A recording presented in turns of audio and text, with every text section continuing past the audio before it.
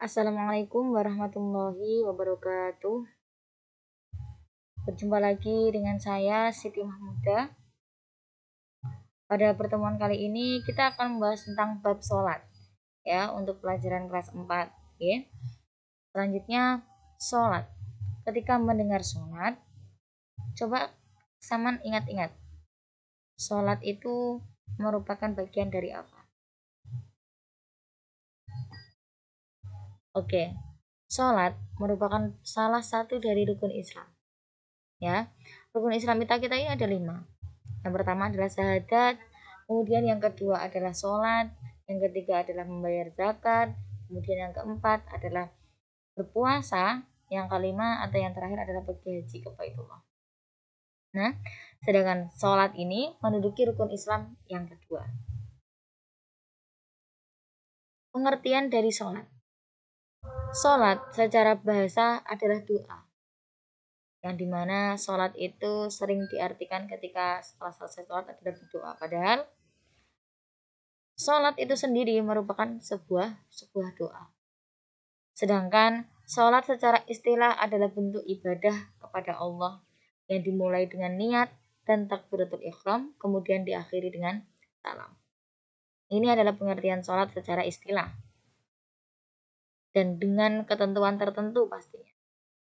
Selanjutnya yakni syarat sholat. Syarat sholat merupakan hal-hal yang harus dipenuhi sebelum melaksanakan sholat. Jadi, yang namanya syarat sholat itu bukan yang dilakukan ketika sholat, tapi hal-hal yang harus ada pada diri seseorang itu sebelum dia melakukan sholat. Yang pertama adalah Islam atau beragama Islam. Ya, orang yang beragama Islam yang diperbolehkan untuk sholat secara syariatnya di sini. Kemudian yang kedua adalah berakal. Berakal sehat yakni bukan dalam keadaan sakit ataupun dalam keadaan hilang akal karena disebabkan beberapa sebab. Nah, yang di sini berakal itu bisa dikatakan dia tidak dalam keadaan mabuk contohnya, dan dia itu benar-benar dalam keadaan sadar. Inilah syarat sholat. Maka ketika orang mabuk, orang yang memiliki di luar kesadaran atau pingsan dan lain sebagainya, dia belum memenuhi syarat untuk sholat. Kemudian yang ketiga adalah balik. Balik yakni sudah memasuki umur balik yakni 15 tahun. Namun untuk perempuan bisa lebih cepat karena adanya haid. Nah, ini yang umur balik ini perlu digarisbawahi ya.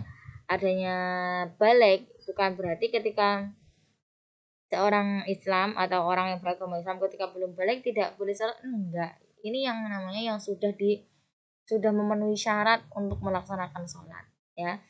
Ketika adalah balik. Kemudian yang keempat adalah suci dari hadas besar maupun hadas kecil ya, yang artinya jika berhadas kecil sudah wudhu dulu, dan jika memiliki hadas besar sudah mandi besar ya.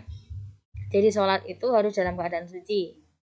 Jadi sebelum melaksanakan sholat otomatis harus melaksanakan bersuci atau suci dari hadas kecil atau hadas besar. Oke, selanjutnya syarat sah sholat.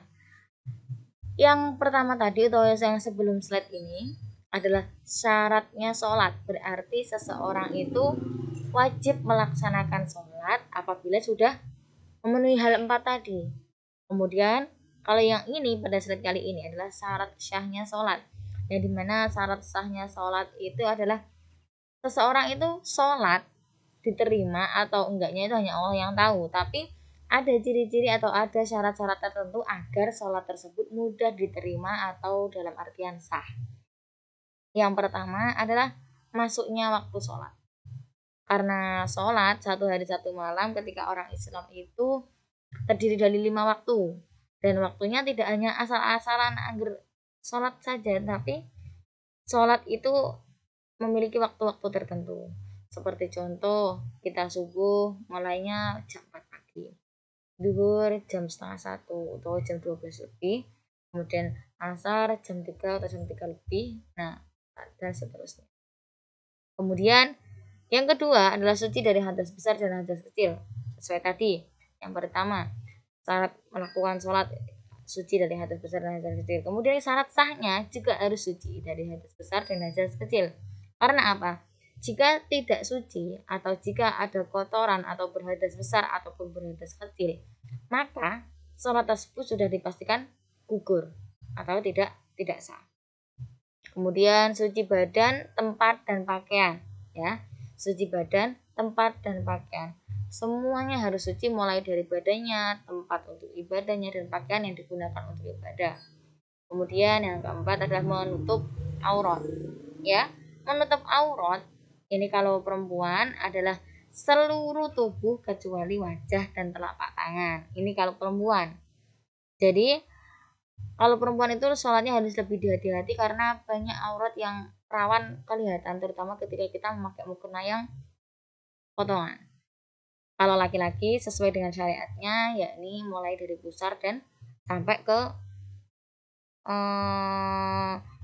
dengkul, ya. Pusar sampai ke dengkul. Itu auratnya laki-laki. Kemudian yang selanjutnya atau yang kelima adalah menghadap kiblat. Kiblatnya orang Islam adalah Ka'bah. Kalau orang Indonesia letak posisinya berada di sebelah timurnya Ka'bah, jadi kita sholatnya menghadap ke barat. Jadi sesuai dengan keadaan kita di sebelah mananya Ka'bah, karena kiblat kita adalah Ka'bah. Itu menjadi syarat sahnya sholat. Jika syarat sah ini tidak terpenuhi, maka otomatis sholat tersebut akan tidak sah. Ya, cukup sekian pemaparan dari saya. Apabila ada kurang lebihnya, saya mohon maaf. Wassalamualaikum warahmatullahi wabarakatuh.